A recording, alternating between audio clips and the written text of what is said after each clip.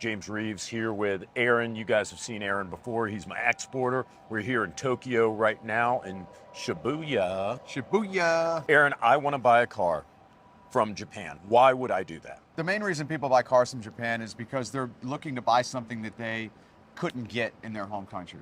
Whether it's a dream sports car like a Japanese JDM Skyline, or a Euro car that didn't come to the United States, or it was maybe a model that did come to the United States like a Land Cruiser, but they didn't have diesels, so they wanted specific engines or just things that they couldn't get is generally the main reason why people buy cars from Japan. Not only do you have a broader selection, but the way cars are treated in Japan, it's a little bit different, both from a personal owner perspective and a governmental perspective, like a regulatory perspective. So firstly, cars do have to have an inspection.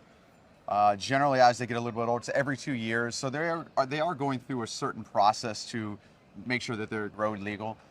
So that's one aspect of it. The other aspect that really makes it special, Japan, especially through the 80s, 90s, and 2000s, was a very rich country. They're big booming economy. So there was a lot of money being spent on cars. People in Japan really, really love cars. If you live in one of the big metropolises, you can't drive it every day to work because you have to take public transportation. There's really nowhere to park in certain areas of downtown. So you have a lot of special cars that had a lot of low mileage because they just weren't used except for maybe the weekends. So those two things combined make Japanese exports very appealing. All the cars I've ever bought from you have all been exceptionally low mileage, great condition. I haven't bought anything over 50,000 miles. Super easy to do, actually. I mean, it's relatively common to see cars that show up that are 25 years old, therefore importable in the US, that have super low mileage. But on top of that, there's a little bit of arbitrage happening because right now, especially 2024, the dollar's extremely strong to other currencies in the world, especially the yen. I'm saving money whenever I'm buying in a foreign currency. I got my Porsche 911 993. I could get one of those in the US. But like you said, I buy it from here, it's a rest of world model. It's better in other ways than the US models, but at the same time, I'm paying less because I'm going through the hassle of exporting it, importing it. Everyone's convinced they want to buy a Japanese car or a car from the Japanese market. How do they do it? What's step one? Step one would be to obviously figure out what you want to buy and reach out to me and start a dialogue, and we can, see what your budget is, what your time frame is, see what model you're looking for, and see if it makes sense. If you want to buy a Porsche 993, but you have $20,000, probably should keep working for a couple years and come back when you can, when you can afford it, a realistic budget. Or you get a 924 or 944. Yeah, you might be able to change it up for something else. So, that is the first step. Get in contact with me. Let's talk about what your needs, what your wants are, what your budget is, what your time frame is, and then we can see if it's realistic or not and makes sense, and we can provide something to match that. I think this is a good point to talk about how the Japanese auction system works. It's tens of thousands of cars every week. I would say that there's probably 100,000 cars a week going through auction in Japan. And that's also what makes it attractive is you're not going to Craigslist. You're not going to Yahoo. It's all available at the centralized location. Like online, you can see everything that's coming up for auction, and you have access to that. For you, somebody who's been doing this for a while, it's not that hard for you to find if it's available. Obviously, the more obscure model you're looking for, the more specific request you have. If you want a ruby stone red Porsche 964, it has to have red interior, it has to have less than 10,000 miles, it has to have this, and this. The more specific your request, of course, always it's going to be a harder sort of thing. But yeah, we have access to all the auctions in Japan. There's probably 100 different auctions, 100,000 cars a week. And sometimes it's luck of the draw. If you have something rare, if you're looking for something more run-of-the-mill, you're going to have more opportunities and targets. It really just depends on what you're looking for. And if they put you on the hunt, it comes up for auction, you're going to see it. How much notice do I have? Whenever there's a model that comes up, that's exactly what I want. How much time do I have to make my mind up? So what ends up happening is the cars are uploaded daily for auction. But some cars could be uploaded as soon as just the night before. So you might have legitimately 10, 12 hours before they come up. So that kind of goes back to what we were talking about before, like how the process works. So once we start the dialogue and what makes sense, we would need a deposit ahead of time. And once we have a deposit in, we can start actively searching and then inspecting and then bidding on cars for you. Once we find the car you're looking for, whether it's from auction or some other thing, especially from auction, they're more time sensitive because they're all on a schedule. It's going to be on this day at this time. We discuss the car, the auction sheet, look at the merits of that car at that time. If it makes sense and you want to move forward even still on auction day, We can inspect the car, get photos, provide those to you, further discuss the car, and then if it makes sense, we can bid. Sometimes they're up late in the afternoon and you have more time to operate. Sometimes they're up really early, and then we can only get there so early, so we relay the information to you, and you have to decide pretty much immediately, do you want to bid on this car or not? And here's what I'm going to brag on you a little bit, because I mean we're personal friends. I mean, there's no, for what it's worth out there. You guys know I'm sensitive about this. Like, you know, there's no financial relationship here between Aaron. He's just a good guy, and he is the best at his job.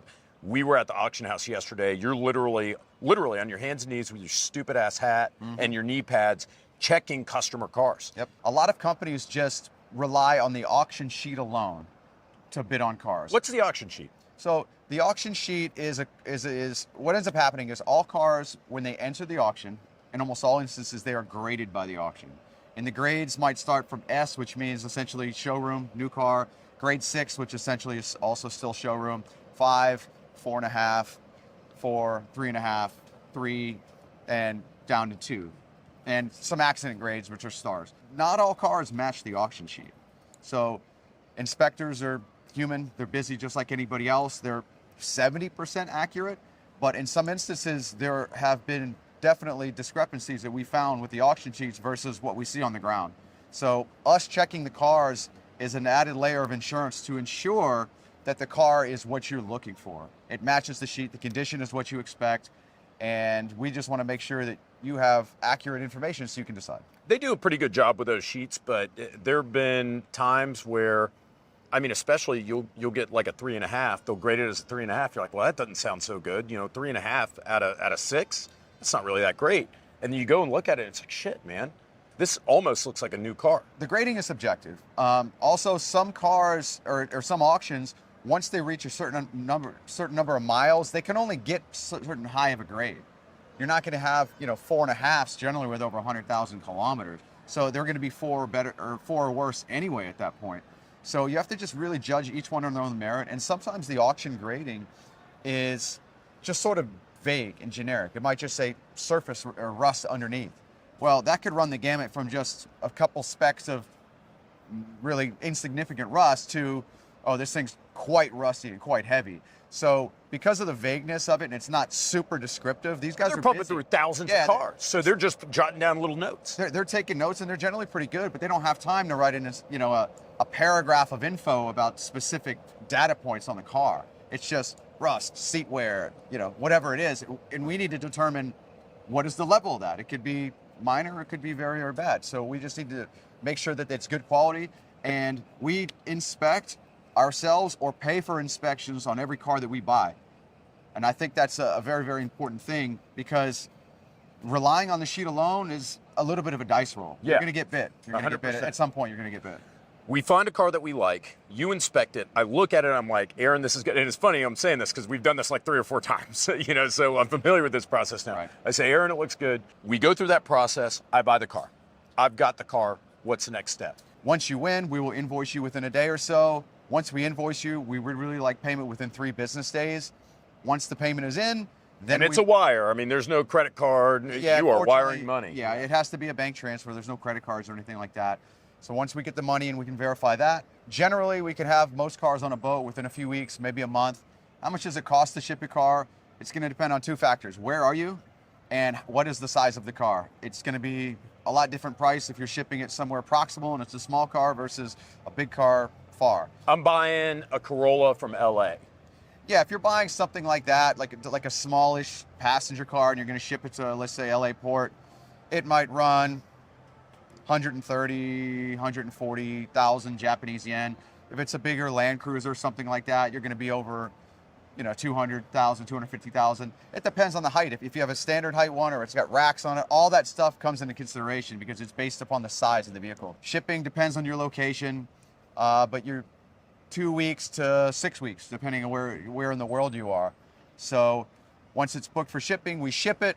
The pertinent documents are provided to you. We send you the documents via DHL with tracking, and then you have your documents, your car will arrive, and then it's up to you in your area to obviously get it cleared, pay your taxes, registration, that's all on your side. I'm going to do you a favor here and talk about the first time you and I had a phone conversation when I bought that Subaru Sandbar. man, I'm about to wire you, dude, I've never met before in my life. I'm about to wire you cash. I bought a cheap car, but I think I'm sending you like $9,000, because we got a nice sandbar. And, it's like, how can I trust you? We have to make money, of course. This is a business to make money. But I want it to be a reasonably priced thing where people feel good at the end of the sale. Right. If I'm just whacking fees on top of everybody, like some dealers do, people kind of remember that stuff if they're being nickel and dime. But we try to make it very, very simple. You're paying three different things when it comes to the purchase of the car. You're paying the price of the car.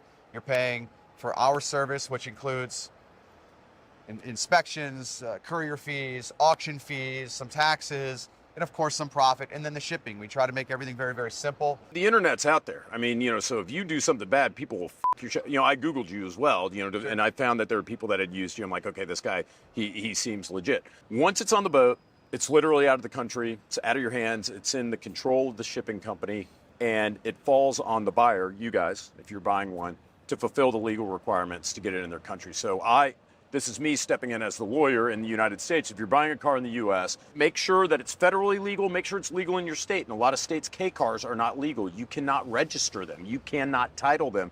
And that becomes a huge problem, especially if you ever want to sell it or if you want to use it on the road. So I'm giving this info to you guys. Also, you have to do a lot of paperwork in order to import. So Aaron's the exporter. What does he do? He exports. You also need an importer. Now, can you import yourself? Yes. You can do the paperwork. I'm a contract litigator. I do not touch that shit.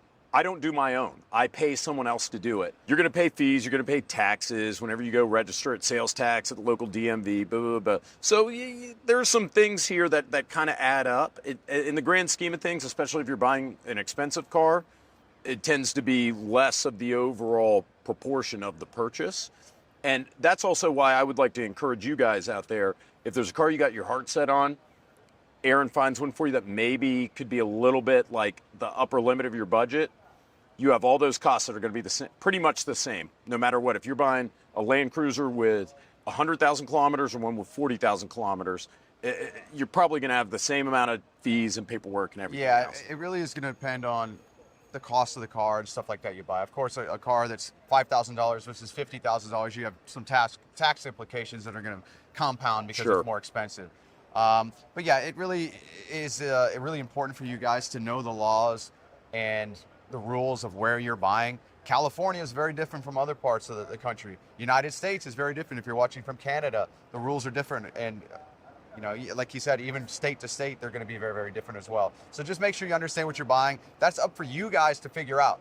I'm an exporter. I'll sell you whatever you want. You're going to have a problem if you try to bring something in that's illegal, though. Well, Aaron, you're a wonderful exporter and a wonderful friend. Thank you for being on the program, talking to everybody, even though I do kind of hate you right now because I have got a soju-induced headache by, what did we do last night again? We went to a house and they were doing jousting in an up hole with a very large and it was quite entertaining. We had a great time. We drank too much, and I'm looking forward to doing it again tonight.